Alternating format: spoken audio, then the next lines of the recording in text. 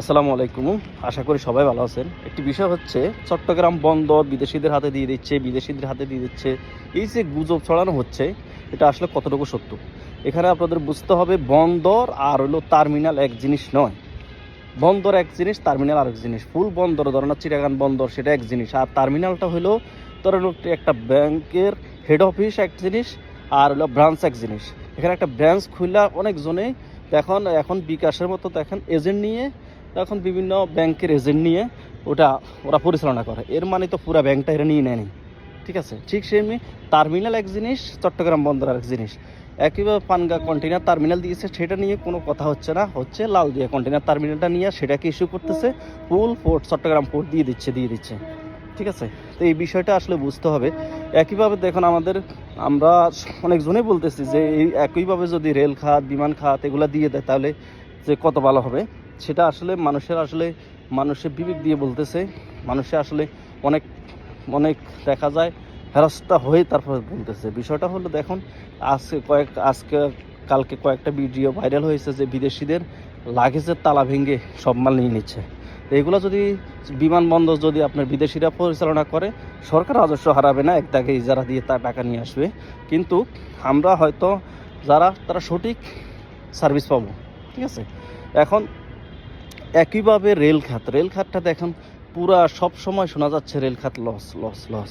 এখন আমাদের আইসিডিতে একটা কন্টেইনার ধরেন চায়না থেকে একটা কন্টেইনার যখন আসে তখন 13 থেকে 15 দিনের ভিতরে চলে আসে, আর একই কন্টেইনার চিটাগাং থেকে আইসিডিতে ঢুকতে 20 দিন সময় লাগতেছে। 15 থেকে 20 দিন আরও বেশি সময় লাগতেছে। তাহলে এই খাতটা যদি আমরা বিদেশিদের হাতে দিয়ে দিতাম, বিদেশিদের কাছে ইজারা দিতাম, তাহলে ওরা অবশ্যই এখন আমরা যতই আলোচনা করি সবার সাথে, রেলের সাথে, এর সাথে সবাই বলতেছে ইঞ্জিন সংকট।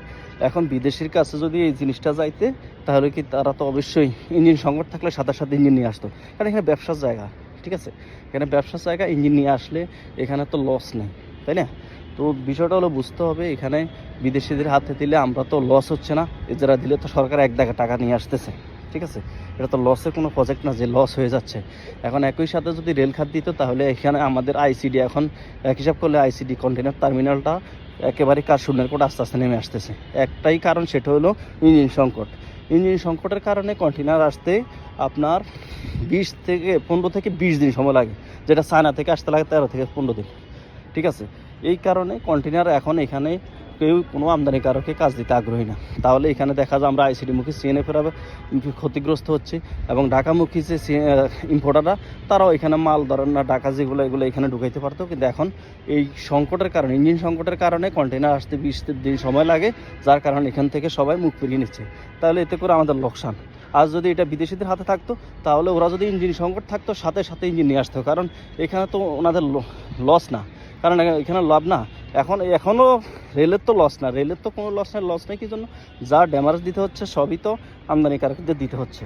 তো পরিশেষে আমি বলবো এই কথাই, আসলে গুজব ছড়ানোর দরকার নেই। এখানে একটা তো টার্মিনাল দিচ্ছে শুধু, পানগা কন্টেনার টার্মিনাল এবং লালদিয়া কন্টেনার টার্মিনাল। বিদেশিরা পরিচালনা করলে আপনি যদি ভালো সার্ভিস পান, তাহলে 2 টাকা বেশি দিলে তো সমস্যা নেই। আমরা এত টাকা খরচ করে বাইরের দেশে চিকিৎসার জন্য যাই, তাহলে তো আমরা দেশে চিকিৎসা করতে পারতাম। দেশের চিকিৎসা তাহলে তো খরচ কম হইতো। বাইরে যাওয়ার তাহলে দরকার কি?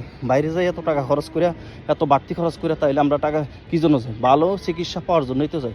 তো এইখানে বিদেশিরা যদি হ্যান্ডেলিং করলে আন্তর্জাতিকভাবে, যদি এটা আমাদের পোর্টটা আরও আগাই যায়, তাহলে তো আরও ভালো না আমাদের জন্য।